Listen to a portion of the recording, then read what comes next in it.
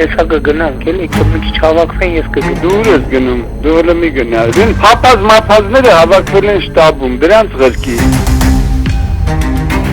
Իշխանությունները հունիսի 8-ին պլանավորում են մեծ հանրահավաք հանրապետության հրապարակում, անկախ ընտրական արդյունքներից։ Ընդ որում, առայժմ նախապատրաստական աշխատանքներն ընթանում են հաղթական ավարտի համար, որպեսզի վարչապետ Փաշինյանի երրորդ հաղթանակը ել ավելի տպավորիչ նշվի դրսից իրեն անվստահություն հայտնած երկրներին ապացուցելու համար։ Բայց Եվրամեդիա 24-ին հասած տվյալներով Փաշինյանը որքան էլ հորդորում է 68% ձայն հավաքել, փոխարենը դուրս թողնել իր ձևակերպմամբ եռագլուխ պատերազմի հրեշին, փաստորեն պարտության սցենարն էլ անհավանական չի համարում Փաշինյանը։ Թիմին հոգեբանորեն նախապատրաստում է պլան B-ի սցենարին։ Այդուհանդերձ հունիսի 8-ի հանրահավաքը լինելու է, եթե անգամ իշխանական քաղաքպայմանագիր կուսակցությունը պարտվի ընտրություններում։ Իսկ ինչ է սպասվում այդ դեպքում։ Հունիսի 8-ի հանրահավաքը երևի հակված են վերածելու ընդվզումների ալիքի։ Այս սցենարը չմոռանանք, որ Փաշինյանը ԵԿՄ վարչության նախագահ Սասուն Միքայելյանի հետ իրագործել է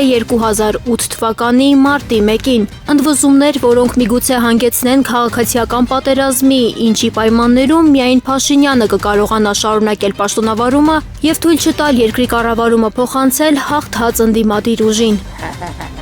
Չմոռանանք, օրենսդրության մեջ չկա դրույթ, բայց կա ընդհանուր սահմանադրական կարգավորում, ըստ որի կառավարության շարունակականությունն ապահովվում է նաև արտակարգ իրավիճակներում։ Այս իմաստով էլ օրեր առաջ հետաքրքիր հայտարարություն էր արել Հայաստանի առաջին նախագահ Լևոն Տեր-Պետրոսյանը։ Իլուրի հարցին, թե ինչ կարծիք ունի նախընտրական մեղմ ասած կոշտ բանավեճի մասին, Հայաստանի առաջին նախագահ Լևոն Տեր-Պետրոսյանը պատասխանել էր. Ինձ ամենևին չի հետաքրքրում բանավեճ կոչվող այդ բեմադրությունը։ Շատ ավելի ինձ մտահոգում են հետընտրական շրջանի իրադարձությունները, որոնք կարող են ճակատագրական լինել մեր երկրի համար։ Քաղաքական ուժերն այս չարագուշակ կանխատեսումներն իրական չդարձնելու եւ այս սպառնալիքները չեզոքացնելու մի տարբերակ ունեն՝ ապահովել ընտրողների բարձր մասնակցությունը եւ